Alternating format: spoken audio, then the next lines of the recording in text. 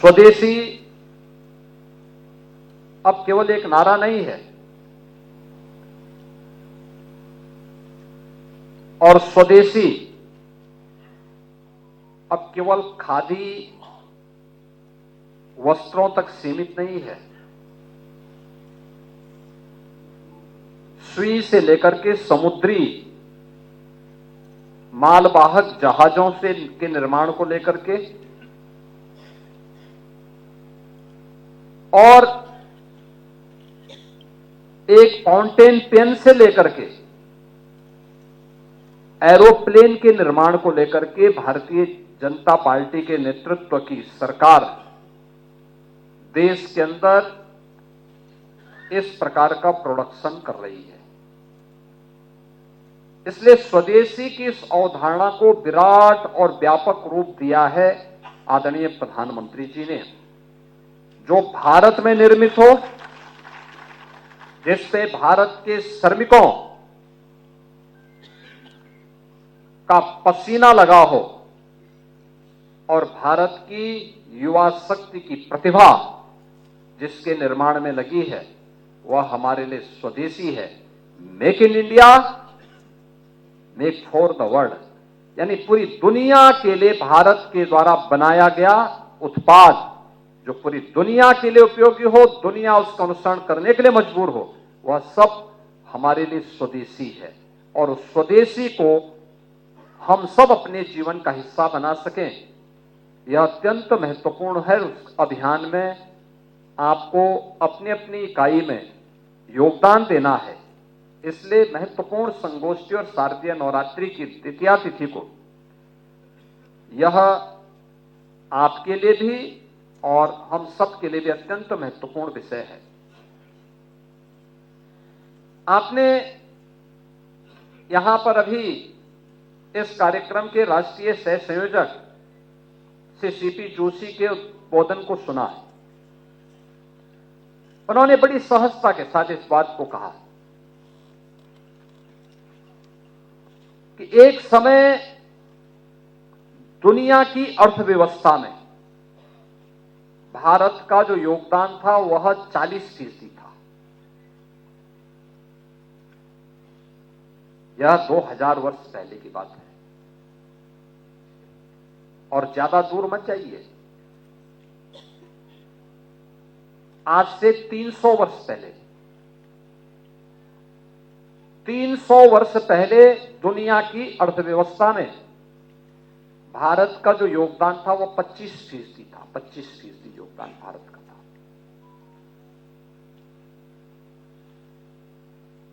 उद्योगों से उत्पादन में भारत का, यानी औद्योगिकीकरण में जो उत्पादन होता था, वो उसमें भारत का योगदान नंबर 1 पर था। 25% का योगदान अकेले भारत का हुआ करता था। भारत का मतलब आज का भारत, पाकिस्तान और बांग्लादेश, जिसको आप बृहत्तर भारत कहते हैं। यानी 300 वर्षों तक भारत दुनिया की नंबर 1 की आर्थिक ताकत थी, नंबर 1 का उत्पादक राष्ट्र था, और कृषि में तो भारत की कोई सानी ही नहीं थी। कृषि की स्थिति यह थी, जो बात अभी कह रहे थे डॉक्टर जोशी जी, दुनिया के अंदर अगर आप देखेंगे, वास्तव में यह सच है कि अगर भौगोलिक दृष्टि से आप देखेंगे तो भारत का स्थान दुनिया के अंदर 7वें राष्ट्र के रूप में आता है। इस हमारा जो भौगोलिक क्षेत्रफल है वो 7वें नंबर पर आता है।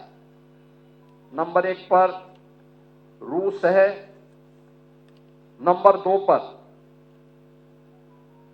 चीन आता है, नंबर 3 पर अमेरिका आता है,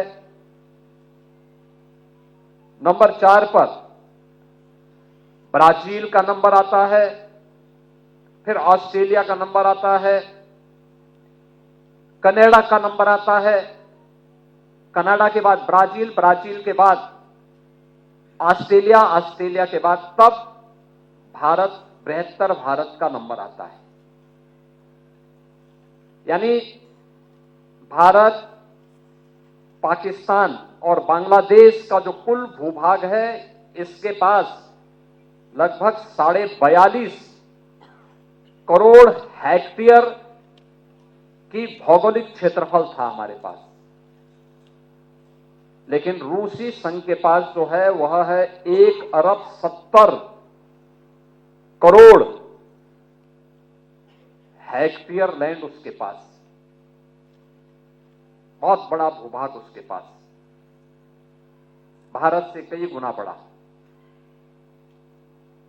अमेरिका के पास भी काफी बड़ा है, कनाडा के पास भी कई ज्यादा बड़ा,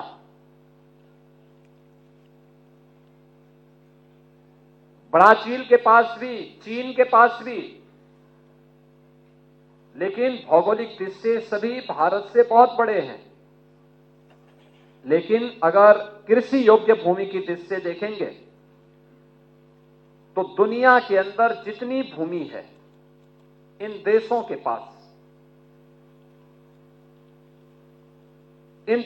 पास, जितनी भूमि है उसमें केवल और केवल 20% भूमि पर ही कृषि हो सकती है, उससे ज्यादा नहीं हो सकती। और भारत अकेले देश है जिसकी 60% से अधिक भूभाग पर बेहतर कृषि होती है और दुनिया की सबसे उर्वरा भूमि, सबसे अच्छा जल संसाधन भारत रखता है। एक नहीं, कई फसलें भारत ले सकता है और भारत लेता था। भारत कपड़े का सबसे बड़ा उत्पादक था। दुनिया के अंदर भारत कपड़ा बेचता था। आपने बंगाल के उन कारीगरों का इतिहास सुना होगा, जाना होगा, जिन कारीगरों ने को विदेशी आक्रांताओं ने, विदेशी उन शासकों ने अपने स्वार्थ के लिए जिनके हाथ काट दिए थे, उनकी कारीगरी को समाप्त करने के लिए किस प्रकार के षड्यंत्र रचे गए थे, ये किसी से नहीं छुपा हुआ है। खेती किसानी में भी भारत के अंदर, जब तक भारत का किसान, आप में से बहुत सारे लोग जानते होंगे और आपसे एक पीढ़ी पहले के लोग जानते होंगे, हमारे यहां खेती बाड़ी में urea, potash, DAP, zinc phosphate या कोई भी पेस्टिसाइड, कोई भी केमिकल इस्तेमाल नहीं होता था। ये सीजन था, होली से लेकर के और दीपावली के बीच हर गांव में गाय, बकरी, भैंस ये खेतों में बांधे जाते थे और खेतों में बांध करके वह उसी हिसाब से खेती की उर्वरता को बनाते थे। यानी जितनी हम खेती का दोहन करते थे उससे कई गुना हम खेती को रिटर्न करते थे उसके माध्यम से। परिणाम क्या होता था? आज जिसको लेकर के प्रधानमंत्री जी नेचुरल फार्मिंग कह रहे हैं, जिसके लिए सुभाष पालेकर जी कहते हैं जीरो बजट खेती, ये जीरो बजट खेती ही हमारा अन्नदाता किसान इस देश के अंदर करता था। ये वही खेती थी, गाय का गोबर, गाय का मूत्र, गाय से जुड़े हुए उत्पाद, गाय का खुर उस धरती को मुलायम भी करता था, उसकी उर्वरता को भी बनाता था। परिणाम क्या होता था? खूब अन्न उत्पादन होता था, खूब अन्न उत्पादन होता था, धन धान्य से परिपूर्ण था। कहते हैं भारत पे जब इस्लाम ने पहला हमला किया था, उस समय भारत की आबादी, यानी उसके बाद भी सन 1100 तक भारत के अंदर हिंदुओं की आबादी 60 करोड़ थी, 60 करोड़। और 1947 में जब ये देश आजाद हुआ उस समय हिंदुओं की आबादी रह गई थी मात्र 30 करोड़। आप मुझे बताइए, इन 800-900 वर्षों में हमारी आबादी बढ़नी चाहिए थी कि कम होनी चाहिए थी? कम हुई। हम 60 करोड़ से 30 करोड़ पे आ गए। यानी आबादी ही नहीं घटी, हमारी खेती के उत्पादन को भी कम कर दिया गया है। ये आबादी जो कम हुई, आक्रांताओं ने ही मारा नहीं, बल्कि भूख से मरे, बीमारी से मरे, तमाम अन्य प्रकार की यातनाओं से मरे। विदेशी दासता ऐसे ही होती है। इस देश पे वही किया गया, इस देश पर अत्याचार किया गया, उसका शोषण किया गया। और जिस भारत में 300 वर्ष पहले आधी से कम आबादी खेती पर निर्भर करती थी, आधी से अधिक आबादी उद्योग धंधों में लिप्त थी, बड़े उद्योग नहीं, यहां पे कल कारखाने थे, लघु सीमांत और लघु और कुटीर उद्योगों का एक जाल फैला हुआ था।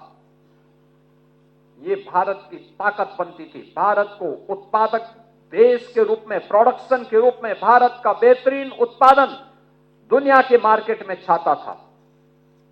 दुनिया का व्यापारी यहां आता था, यहां से लेके जाता था, यहां से व्यापारियों का काफला अपना सामान पहुंचाता था।